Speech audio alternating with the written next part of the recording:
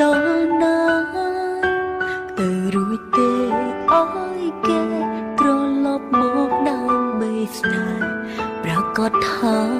ទោះយ៉ាងណាទៅមិនរួចព្រោះស្រឡាញ់ខ្លាំងតែអូនមិនខ្វល់មិនទទួលហេតុផលបងសង្ឡាញយល់តែចិត្តខ្លួនឯងជាទំលាប់អស់ទៅហើយគ្រាចំក្រោយអូនស្គាល់ហើយពាក្យឈឺចាប់តើត្រូវធ្វើយ៉ាងណា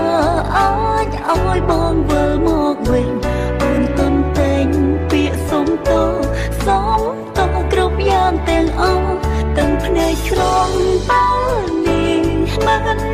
ស្រស់លៀងកំហងស្រស់លៀងឈ្មោះមនុស្សអាត្មានិយមអនុគ្រោះបានទេដល់មនុស្សខំម្នាក់នេះផងពេលគ្មានបងតើដឹងទេតែដូនអបជាប់ទុកព្រោះ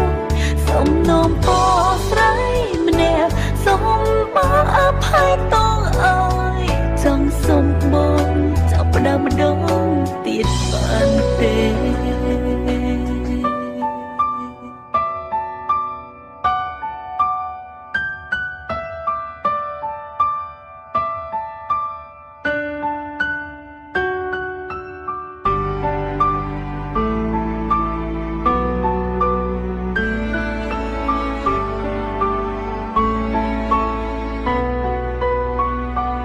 ព្រោះស្រឡាញ់ខ្លាំងតែ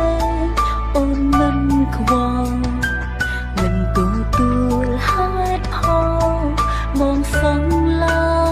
ញយល់តែចិត្តខ្លួនឯងជាទំលាប់អស់ទៅហើយគ្រាចំក្រោយអូនស្គាល់ហើយពាក្យឈឺចាំតើត្រូវធ្វើយ៉ាងណាអាចឲ្យបងវិលមកវិញ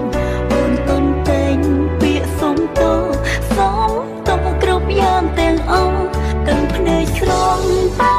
នេះមិនស្រស់លៀងកំហងស្រស់លៀងឈ្មោះមនុស្សអាត្មានិយមអនុគ្រោះបានទេដល់មនុស្សខំម្នាក់នេះផងពេលគ្មានបងតើដឹងទេតែដូនអបជាប់ទុកព្រោះសំណូមពរស្រី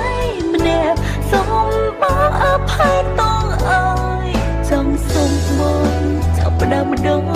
ទៀតបានទេតើត្រូវធ្វើយ៉ាងណាអាចឲ្យបងវិលមកវិញអូនទុនតែងពាក្យសុំតគ្រប់យ៉ាងទាំងអស់ទាំងភ្នែកឆ្លងបើនេះមិនស្រស់លៀងកំហងស្រស់លៀងឈ្មោះមនុស្សអាត្មានេះអនុ